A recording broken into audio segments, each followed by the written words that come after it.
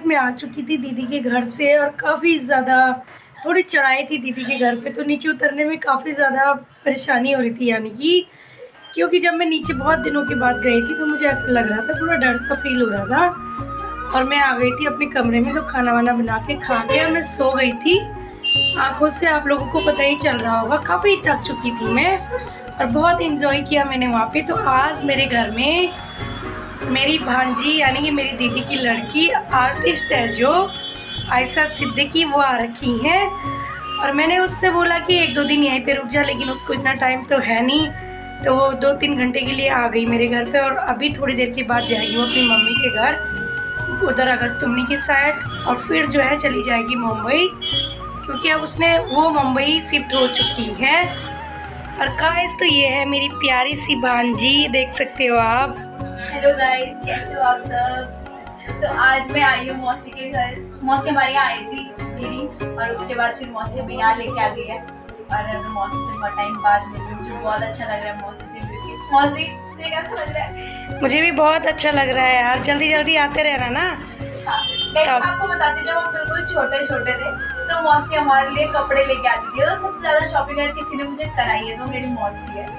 पर अब हम इतने बड़े हो गए, अभी तक मौसी को कुछ दे नहीं पाते। नहीं, अब कई बार मेरी भांजी देती है, चीजें लेके आऊंगी, कई बार लेके आती है यार। नहीं तो कैसा फील हो रहा है, बहुत दिनों के बाद आई है अगस्त, तुमने कैसे लग रहा है फिर यहाँ? लग रहा है बहुत ही ज्यादा अपनापन है, क्योंकि यहाँ पे सारे अपने लोग हैं, मेरी अपनी फैमिली है, मम्मी पापा मौसी दादी चाचा चाची, मतलब पूरी फैमिली आज है। के टाइम में जितनी एक्साइटेड रहती हूँ उससे ज्यादा इमोशनल जाते टाइम में जाते हैं, क्योंकि जाते टाइम अभी मौसी ने देखा ना दादी लोगों को, मतलब मेरी दादी को तो छोड़ो, मेरी दादी तो रोएगी, लेकिन गांव के लोग रो रहे थे, तो फिर बहुत दिल में एकदम ऐसा था शिट यार कि चलो ठीक है, अब हम घर से बाहर निकल गए तो कुछ ना कुछ तो करना ही है बड़ा। तो ठीक है, थोड़ा सा दिल में पत्थर रख के आगे बढ़ना पड़ता है, क्योंकि बहुत आसानी से कुछ मिलता नहीं है भाई।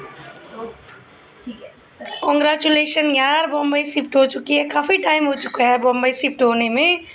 और जो है मुझे सबसे ज़्यादा खुशी इस चीज़ से मिल रही है कि हमारी उत्तराखंड से जो है डिस्ट्रिक्ट रुद्रप्रयाग, और इनका घर है भीरी डमार पे, ये गढ़वाली है। क्योंकि मैंने कई कमेंट पढ़े थे कि आप बाहर से हो, तो मैंने उनको रिप्लाई तो नहीं किया था, बट मैं उनको भी बताना चाहती हूँ कि ये वैसे गढ़वाली हैं, पर इन्होंने जो है अपना इतनी तरक्की कर दी है कि ये चली गई हैं बॉम्बे में, और ये एक्टर्स भी हैं, आर्टिस्ट भी हैं, काफ़ी अच्छी चीज़ें करती रहती हैं, काफ़ी अच्छे सिंगर भी है ये। कुछ टाइम पहले सिंगिंग भी करती थी, बहुत अच्छा लगता मुझे।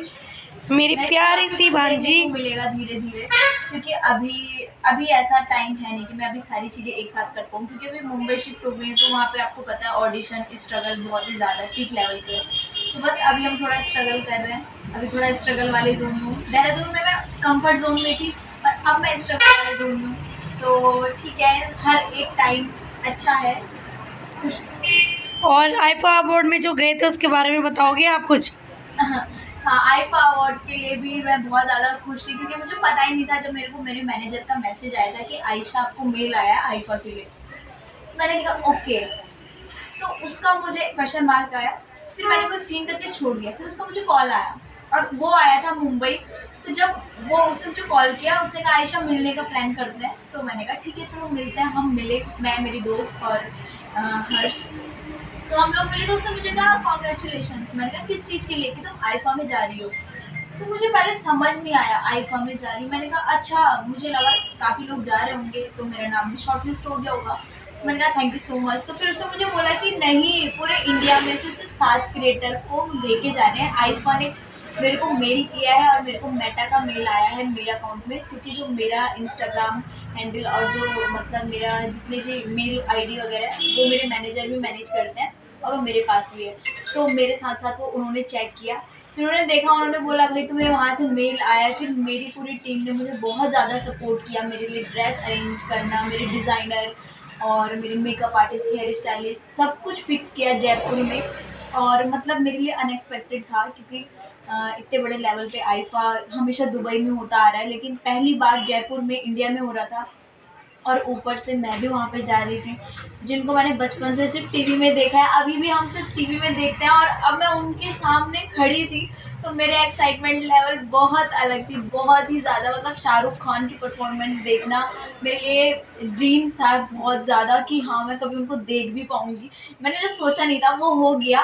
पर ठीक है, हमेशा बड़े सपने देखो, क्योंकि एक ना एक दिन पूरे ज़रूर होते हैं। अगर मैं सपने देख रही हूँ, मेरे पूरे हो सकते हैं, तो आप में से किसी के भी हो सकता है। मैं भी यहीं से हूँ, उत्तराखंड, भीरी चंद्रापुरी की। क्योंकि जब मैं स्टार्टिंग करियर मेरा स्टार्ट हो रहा था, सब लोग हँस भी रहे थे कि यार ये क्या करती रहती है, जब देखो तब रील्स बनाती, क्या है ये? मतलब जी, ऐसे उन सब लोगों लोग के लिए छोटी-सी जवाब मिल बातें चुका है। बना जी, रहे उन थे। लोगों को जवाब ठीक मिल है, चुका है। एंड अभी अगर मैं अच्छा कर रही हूँ तो लोग एप्रिशिएट कर रहे हैं, तो मैंने एक चीज़ और सीखा है लाइफ में, गलत वो भी नहीं है और शायद गलत हम भी नहीं है।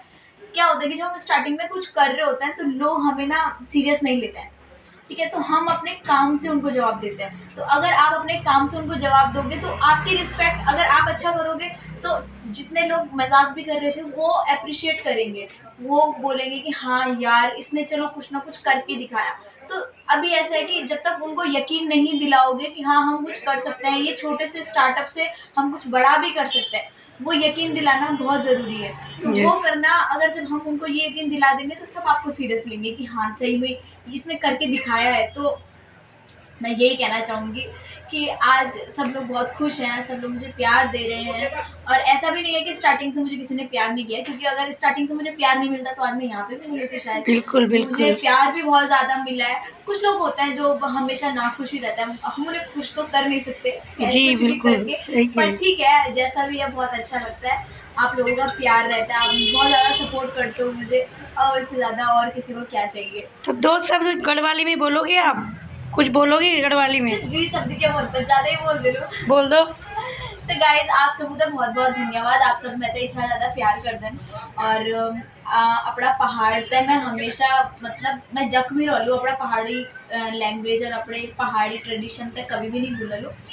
और अगर कभी कोई गलती वे भी जाती है, अगर भूल चूक तो तुम्हें तो माफ़ करिया। और हमेशा अपना उत्तराखंडी होना नाती आप लोग ही समझा सकते हैं, मैसेज करा, डीएम करा। और हमेशा मैं तो यही सपोर्ट करा जन आप लोग करता छन। और आप लोगों की वजह से मैं वक्त छा जब मैं अभी छा और जब मैं काम करने लगी हूँ, तो सब आप लोगों की वजह से ही जी। तो मैं बहुत ज़्यादा खुश हूँ, आप सब लोग मतलब हमेशा बढ़िया रहन, कंधे से कंधे मिले तो चलते हमेशा। तो अगर मैं तो कभी भी कोई दिक्कत परेशानी या कुछ भी होती तो मैं तो पता ची भाई मैं उत्तराखंड बटेन छाऊँ और उत्तराखंडी लोग मैदगी छन। तो मैं बहुत ज़्यादा खुश नसीब छाऊँ कि आप सब लोग मैदगी छन। धन्यवाद। थैंक यू सो मच मेरी प्यारी भांजी, थैंक यू सो मच। देखते हो आयशा सिद्दीकी हमारे सामने खड़ी है। मुझे बिलीव भी कई बार नहीं होता जल्दी से ही, कभी ये इतनी छोटी सी थी और आज हमारे बराबर ही हो चुकी है। तो मैं दुआ करती हूँ इसके लिए बार बार, और दूसरी वाली बहन के लिए भी काफ़ी दुआ करती हूँ, दोनों बहनों के लिए। तो मेरी सबसे बड़ी बहन की लड़की है ये, मेरी भांजी है और काफ़ी आगे तक जाए ये, मैं हर बार इसको ये दुआ देती हूँ और करती रहूँगी। गाइस मौसी ने अपने बचपन से पढ़ा रखा है। मौसी स्कूल पढ़ाती थी गौरी मेमोरियल में, और मेरे सारे क्लासमेट भी जो मतलब मेरे सारे दोस्त लोग भी हैं तो वो मौसी के स्टूडेंट रह चुके हैं।